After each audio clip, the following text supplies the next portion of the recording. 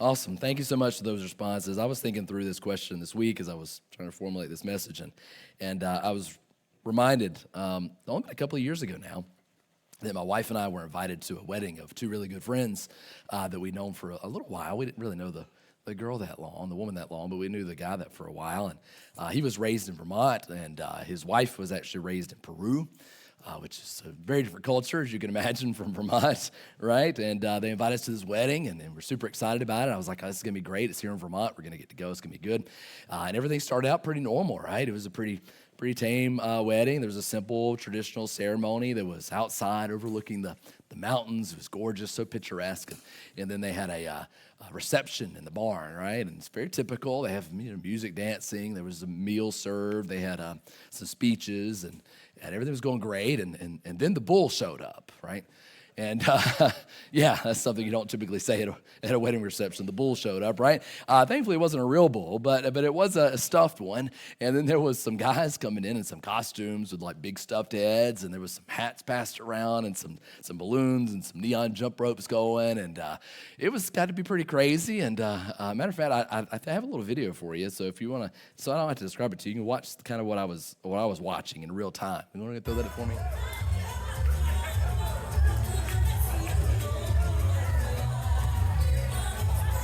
See the bull there in the middle. There's the guy. All right. Yes. All right. So you could tell. See, it's not exactly commonplace, right? So, and you could tell I was shooting that video from the outside, looking in, right? I wasn't in the middle next to all the action. I wasn't in the little circle of the group. I wasn't doing any of that stuff. I was on the outside looking in. That's pretty much where Jen and I stayed most of the night. That was pretty much the tame part. It kind of got crazier from there. So, but it was still amazing. I loved it. It was great. Don't get me wrong. I loved every bit of it. But I was thinking, man, how did this Georgia cracker wind up in Vermont at a Peruvian wedding? I just don't understand how that worked. But God does amazing things. That's all I can say. All right. So it was pretty cool. But I really didn't feel like I fit in at that point. It was blowing my mind there for a little while. What was going on around me. But it was great. I did appreciate that. But I think we've all been in those situations. Maybe not a Vermont Peruvian wedding, but we've all been in those situations where we're in a place or a stage of life where we felt out of place, right? Where we didn't fit in, where we didn't feel like we belonged. And whether it's the awkwardness of teenage years, because man, that's tough, right? Whether it's starting a new job or being the new guy at work where you don't know anything, and it's just the worst because, everybody's looking at you like you're supposed to know and you don't know anything. And whatever it is, maybe you're moving to a new state. That's odd, or a new place. Whatever it is, there's something we've been there where we felt like, man, do I really even belong here? I don't really fit in, right? I think we've all experienced that. And if you look throughout all the Bible, you're going to find multiple instances where we realize you're not alone at all. And what we find here are these 5 names listed in Matthew's genealogy of Jesus that we find that exact same situation. We find that these things are really out of place. And so we're going to look at a few verses here and find out exactly what I'm talking about. So let's look at Matthew chapter 1, verses 1 and 2, and then we're going to look at verse 3 as well. And we'll read a couple more to see what I mean. Matthew 1, 1 and 2 says this. It says, the book of the genealogy of Jesus Christ, son of David, son of Abraham. Everything's good so far, right? Abraham was the father of Isaac, Isaac the father of Jacob, and Jacob the father of Judah and his brothers. So far, so good, right? Pretty straightforward, typical list of males, one generation to the next. Everything's great until you get to verse 3. Verse 3 says, and Judah the father of Perez and Zerah by Tamar. Now we might not know, but Tamar is a female's name, just in case you're unaware, right? It's like, okay, that's a little odd because most genealogies in Hebrew are not going to list females. And so maybe you're thinking, well, maybe Matthew kind of accidentally just slipped one in there, right? Maybe no big deal. Until you skip down a few verses later in verses 4 through 6, where it says, and Ram the father of Amminadab, and Amminadab the father of Nahshon, and Nahshon the father of Salmon, and Salmon the father of Boaz by Rahab. Okay. And Boaz the father of Obed by Ruth. Okay. And Obed the father of Jesse, and Jesse the father of David the king, and David was the father of Solomon by the wife of Uriah. Okay? All right. So here we go. One time maybe accidental, but we got 4 women. And then if you read all the way to the end, which we're not going to today, but if you read all the way to the end, you're going to wind up, Matthew ends on Mary, the mother of Jesus, right? And so 4 is not accidental. 5 total is definitely not accidental. So why does he list these women here? What is so important about listing these 5 women in the life and history of Jesus? So we're going to look and find out by looking at each one's story. Who are these Jesus mamas and what can we learn from them, whether we're mamas or not, right? That's what we're getting at today. So we're going to get a snippet of each one of these ladies' stories and find out what we can glean from them this morning. I'm going to give you a little longer on Tamar because most people don't know who Tamar is, but the rest will be a little shorter, okay? So we'll start with Tamar. Who here is familiar? And I expect no hands to go up, maybe 2 or 3. But who's here familiar with Tamar? Anybody know who Tamar is? Wow, it's like 4 people. That's really good, actually. That's pretty good numbers. All right, Tamar. Most people don't know who she is. But if you ever think the Bible is boring, read through Genesis and you'll find out it is not, all right? There's a lot of stuff going on in the Bible that maybe you're like thinking, what is happening here? Tamar's story is one of those things because her story was definitely not safe for work. There's a lot of stuff going on in this story, but we're not at work, Phil, so I'm going to tell it anyway, all right? We're going to get into it this morning. You can find her whole story in Genesis 38, and I highly recommend it, but for time's sake, we're going to summarize this here. Judah, who's the great-grandson of Abraham, he took a trip to a camp nearby and found this beautiful foreign local girl that he decided he was going to marry, and that wasn't Tamar, all right? There was another girl. From this marriage and from this relationship, he had 3 sons. He had a guy named That's a great name, right? I don't know if he just couldn't get the rest of the syllables out or whatever. It's just I don't know. And then Onan, right? And Shelah, right? Now, his oldest, gets old enough to marry. And Judah says, all right, we're old enough to marry. We'll find you another local girl. And so he goes to the village again. He finds this girl named Tamar. And he finds her, and they arrange the marriage. And we don't know anything about If you look in the Bible, there's only one line about besides the fact that he was born. And it says that was wicked, and the Lord put him to death. That's it. That's all you get. What a way to be remembered, right? I mean, that's pretty crazy. I would not want to be in the Bible for that, but that's where he was. He was wicked, and the Lord killed him, right? That's what you got. And what happened here was that culture and custom dictated that Judah, the father, has to marry Tamar to another one of his sons because they have to have a son to carry on the family line and to provide for her. Because when she's not married, Tamar as a widow is really culturally and societally disadvantaged. She's vulnerable. She could be abandoned. There's many bad things that can happen to Tamar. So there's protections for the widows that allowed her to continue to have a husband if the family had brothers. In this case, we got 2 more to go, right? So good odds. And so Onan comes along, and Judah says, all right, well, you can marry Onan. And Onan gets married to Tamar, and the Bible only gives you one line for Onan too. It said he was wicked too, and he refused to procreate with Tamar, and the Lord killed him. Or 0 for 2. This is not good, okay? But there's one left, right? Maybe it's going to get better. So here we go. Tamar is like, all right, we got a 3rd brother, Shelah, and maybe this is going to work out. But he's not old enough to marry yet. And so she's biding her time. And so she's like, all right, whenever Judah sees that he's old enough to marry, then I'm going to be able to marry him. We're going to have a son, and life's going to be the way it's supposed to, which is what she's looking forward to. Because, again, she's at a severe disadvantage. She can't own land. She can't care for herself. She's at the whim and subject of everyone around her at this moment. She's entirely at Judah's mercy. And so she's waiting patiently as Shelah grows older, and she's thinking, here he comes. It's going to be time to get married, and days pass, and the weeks and months and even years, and Judah never arranges the marriage that's going to provide her with that protection and give her this child, right? Judah, this man of Abraham, is completely dishonoring his family history and the God that they were to serve. And so Tamar is desperate. Tamar's like, well, what do I got to do? I got to get out of this situation. I've got to do something. And so she does something that we would consider outlandish. She's been mistreated. She's been abandoned. She's been treated as less than human. And so she sets in motion this desperate, outlandish, scandalous scheme. She knows that her father-in-law visits the local cult prostitutes during the sheep shearing festival, all right, which is the time where you go shear the sheep. All the farmers get together. You get riotously drunk, and then you come back and you go have fun right that night after the sheep work is all done, right? And she knew that he went by the gates and he would pick up a prostitute every year, every season this came through. And so she says, well, I know this is one way to get a child, and it's from my family's line, his family's line, so I'm going to take off my widow's clothes, and I'm going to dress up as a cult prostitute, and I'm going to stand by the gate and do my best to look nice and hope he doesn't notice who I am for sure, and I'm going to wait for him. And so she does that, and Judah, who's a little bit tipsy, comes through, sees the cult prostitute, and says, oh, this is my night. And so he doesn't recognize it's Tamar. He arranges payment, but realizes, I left my wallet back at the sheep, right? And so he's like, well, I can't pay. And so she's like, well, I got it for you. Here's what you do. You just leave your signet, leave your cord, leave your staff. Leave these things that would be identifiable as yours as a down payment. And then whenever you got the money or got the payment, you can come and bring it, and I can give you your stuff back. So they make do the deed, they make the arrangement.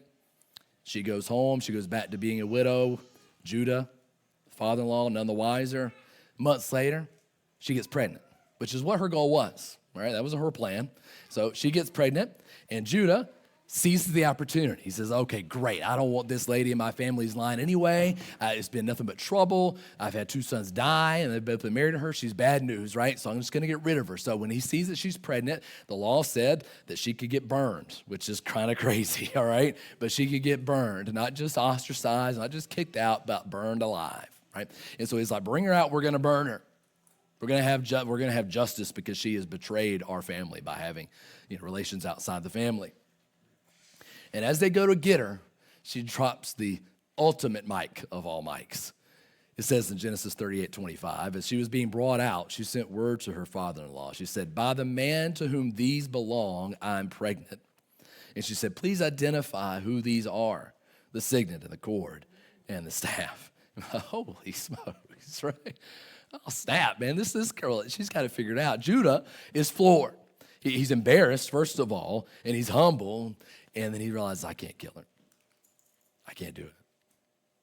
He finally sees the error of her ways, and the shocking statement to us, considering what she did, he actually says this in verse 26. When he identified them, he said, she is more righteous than I, since I did not give her to my son, Shelah. She is more righteous than I, despite what she did and how she did it. So what can we glean from a life like Tamar, this Jesus mama with a very sordid history?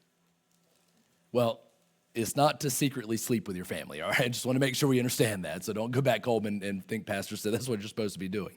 But what I find admirable and what I think the scripture is conveying in this text and her story was a commitment to seek justice no matter what. She had no recourse. She had no ability to be able to pass this family line, to do her duty as a woman, right? She had no recourse as a widow. She was going to be stuck. She was going to be abandoned. Her family that she had been married into without her will, against her will, had been mistreating her and had been it has been a horrible situation. And then she was going to be left without any hope. And so she does something that's incredibly desperate, but she does it because she's seeking justice. She's determined to get what she deserves. She doesn't fit into Judah's plans, but she does fit into God's. Because through her and her sons, the pain that she felt when she was lost, that pain that she experienced at the hands of her 2 wicked husbands that both died, the sins that she was living in, they would all ultimately be redeemed by the Messiah that would come from her family tree. Now, I don't want you to imitate her actions, but what's our commitment to justice? What's our commitment when things are done that are wrong, not just in your life, but in others' lives? How do you react? Are you a Judah and you just overlook it and think the problem will go away and you're looking for an excuse to take down the person that's a problem in your life or a problem in the life of the community? Or do you see someone who's experienced injustice, that is vulnerable, that is painful, that is hurt, and seek instead not to overlook them, but to lift them up, to give them what they deserve? Speaking through Isaiah, God spoke these words to his people. He said, learn to do good, seek justice, correct oppression, bring justice to the fatherless, and plead the widow's cause. That's what we're to do. What's our commitment to justice? What about Rahab? We've covered her story in depth a few weeks ago in a series called Bold Moves, so I won't go too far into this morning. Hopefully you remember that. If you don't, you can look it back on YouTube. But you remember that she didn't play the prostitute. She was a prostitute in her city of Jericho.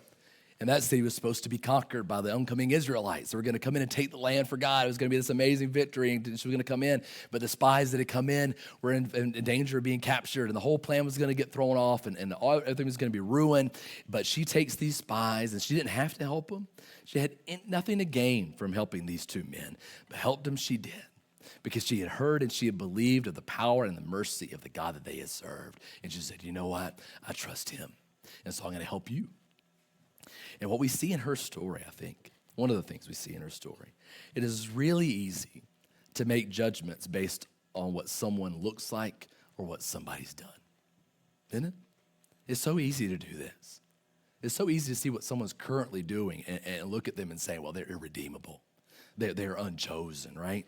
Yeah, Rahab's faith was greater than the men who were supposed to be faithful to God. Her faith was greater than theirs. To them, she was unchosen. But to God, he saw through her present circumstances. He saw through even her. And he redeemed her past and rescued her through his people and gave her a future greater than she could imagine. Her life is just a great testament to see how he often chooses the most unlikely to carry out his promises.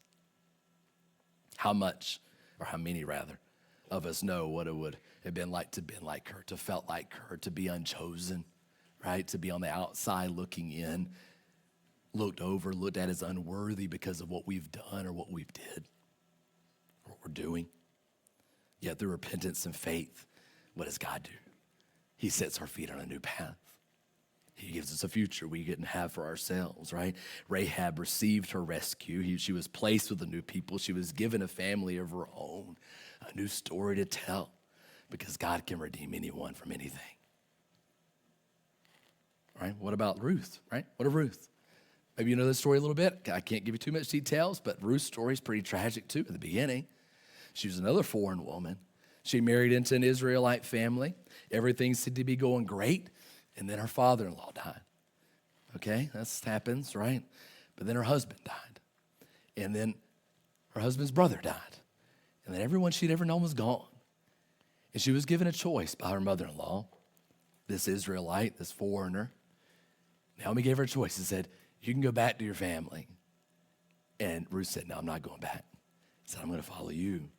I'm going to serve you, and I'm going to serve the God you serve. And I'm going to watch him do some crazy, awesome things, right? And so she went and she served with Naomi, and they went back to Israel, and she gleaned in the fields, and she was just being obedient. She was just doing everything she could to take care of her mother-in-law. She was not looking for a husband. She was not looking for a future other than just to take care of the one God had placed her with. She was radically faithful, radically faithful. Everyone else would abandon Naomi.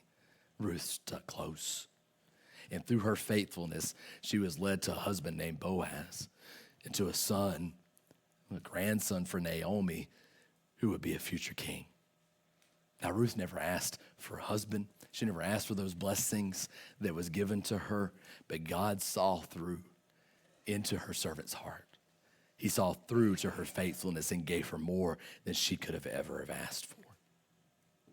How often do we choose ourselves over service to others? How often do we do? I do. I do it all the time. How often do we choose fear over faithfulness, like Danny said last week, right? Like Joseph, as we read last week. How many times do we run to the comfortable, right? To the right place, to the right words, to the right feeling, instead of trusting God and serving him and others through hard times where he calls us to? I do it all the time. But Jesus said this. He said, whoever would save his life will lose it. But whoever loses his life for my sake will find it. You want to find your future.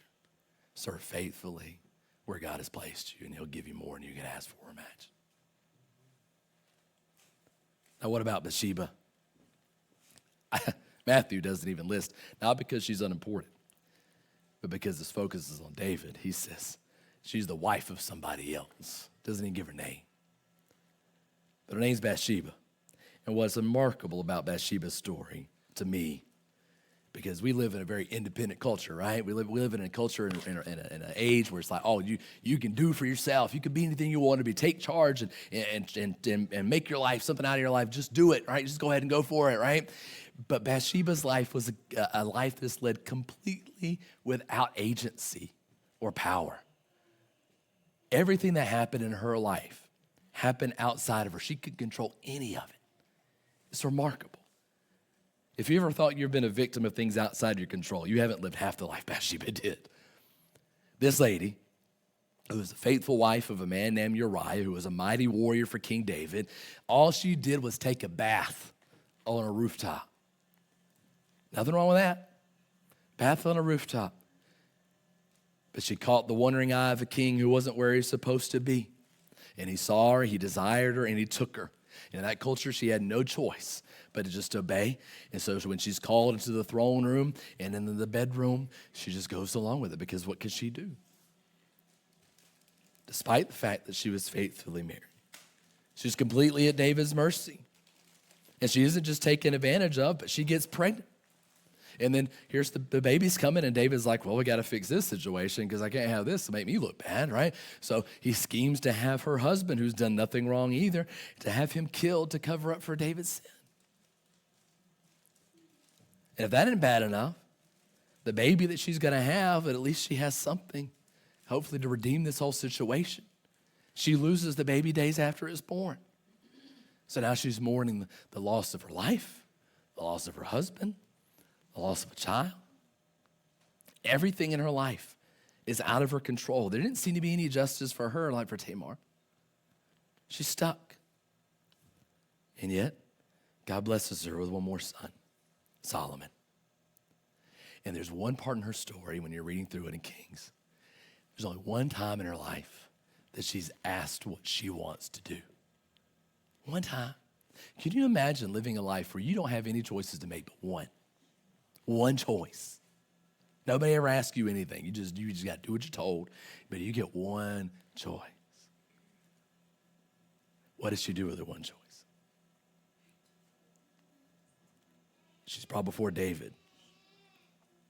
And he says, what do you want? And she said to him, my Lord, you have sworn to your servant by the Lord your God, saying, Solomon your son shall reign after me, and he shall sit on my throne. In other words, let her second son, the son of her comfort, rule after David's death. Her one request isn't even for herself. It's for her son. Can you imagine? One choice. She could have asked for anything. And she says, let my son rule as you've said it to be done. And that choice, that selfless act, would lead to the apex of the kingdom of Israelites. It would lead to the greatest extent of borders they ever experienced, the kingdom of prosperity, the wisest king who ever ruled, or maybe ever man to ever live the whole earth. And it's just amazing to think that one choice, the only one she had, was for him. I think we can learn from Bathsheba that faith is often the result of ordinary people obeying God despite the circumstances around them, even if it seems like everything else is out of your control. And the story teaches us that our lives are not always going to go according to our plan. Unexpected circumstances are going to show up, but God is constantly and he's sovereignly working through those in order to bring about plans that are bigger than us. Thank God for that. What about number 5?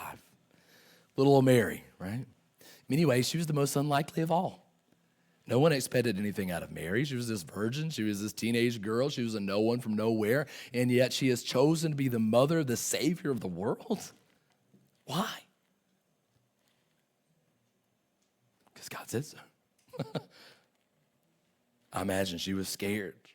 She was uncertain of the future as an angel says, hey, this is what's going to happen in your life. Get ready. And yet she expressed the ultimate faith in God who always made and delivered on his promises. And what I appreciate about Mary was how humble she was.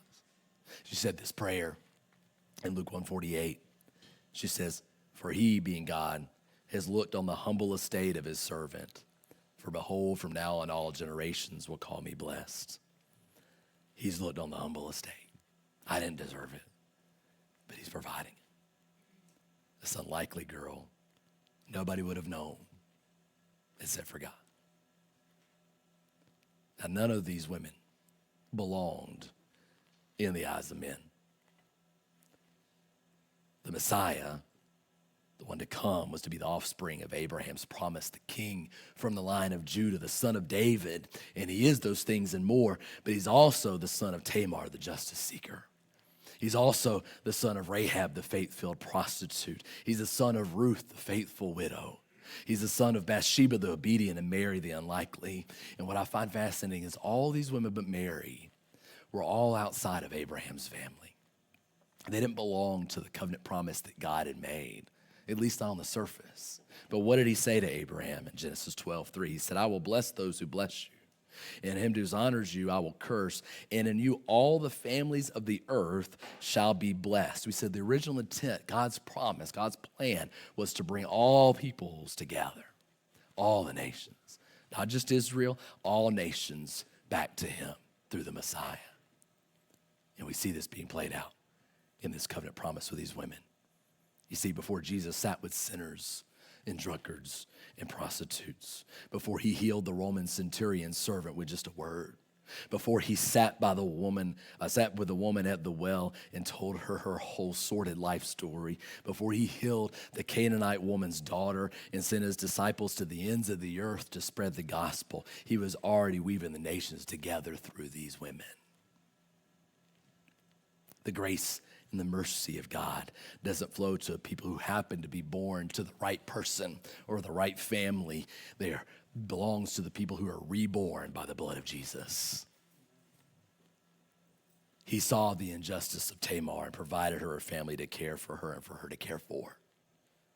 He saw the faith of Rahab and delivered her from destruction and placed her with a new people. He was in the fields with Ruth writing a love story for her and redemption for her mother-in-law. He was in the room with Bathsheba when her son is named king. You see, if it ever seems like you feel like you're overlooked or unknown or unheard, know this: God sees and knows you.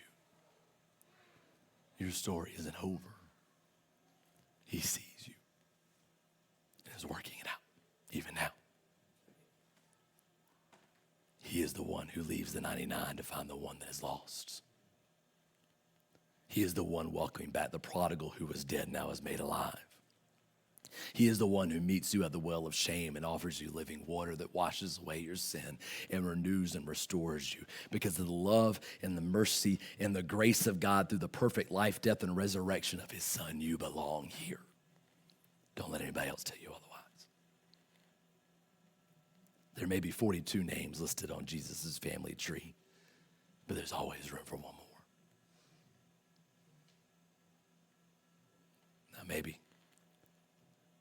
you came here today and you feel like you don't fit in. I'm here to tell you do. I'm here to tell you I've been waiting for you. I'm here to tell you that God has brought you here. You may think someone else brought you here. Think that you showed up because it was just happened to have a good free day. God brought you here.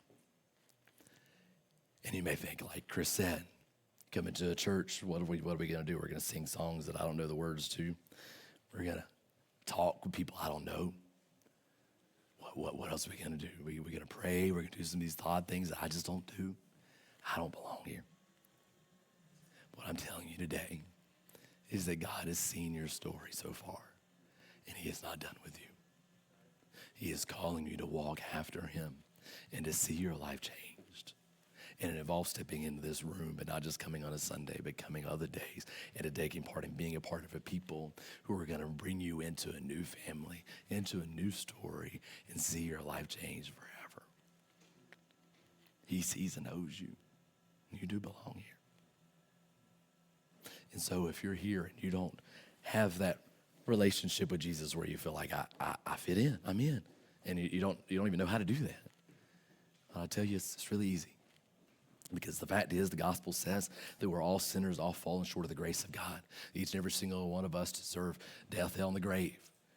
I think just to be bluntly honest with you, that's the bad news. The good news is that despite our failures, despite our flaws, despite our sin, that Jesus is sent by the loving Father to redeem us from our past, to set us free for a new future, that he lives a perfect life that we can never live, died the death that we deserve, and rose conquering death, hell, and the grave so that you can live a new life, a new way.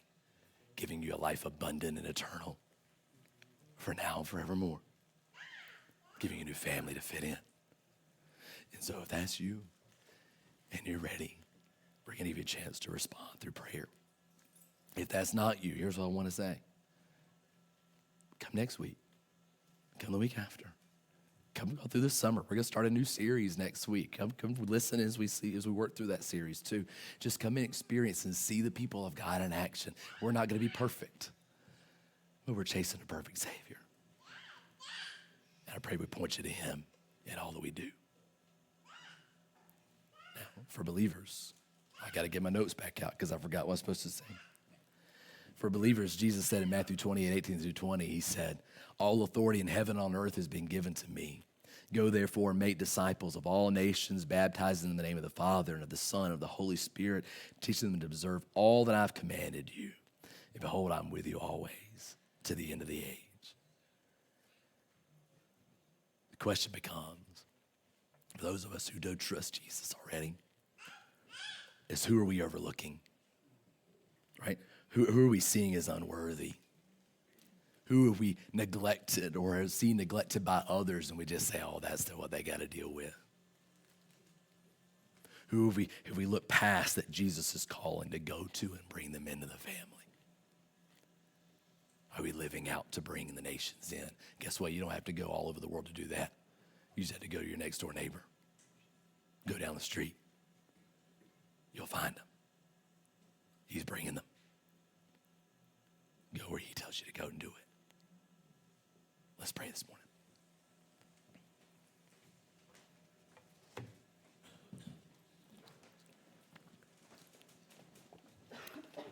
For the seeker, if you're sitting here today and you're like, man, Pastor, I'm ready. I didn't feel like I fit in.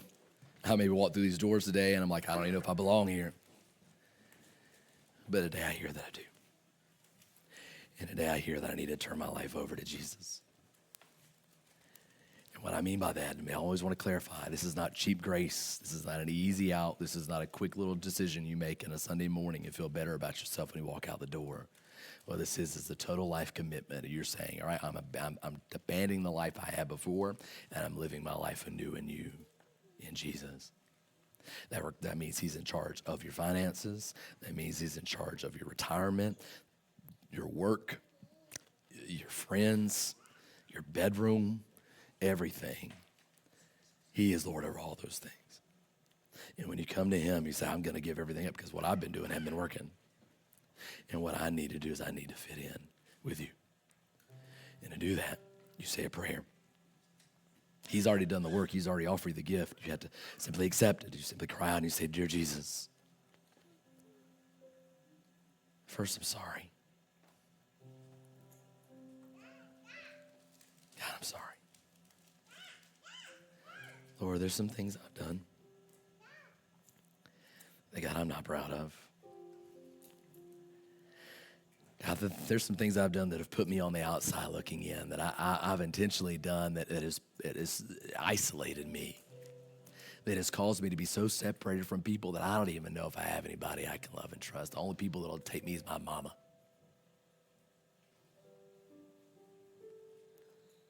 But today I hear you'll take me. Today I hear you want me. Today I hear you've sought me. That you've been looking for me, that you've seen me when I've been sitting in my room.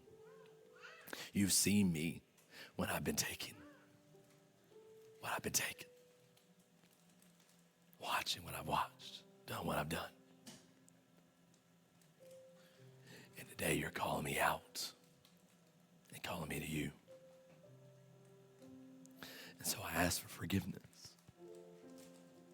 but I ask for acceptance. Take me and change me.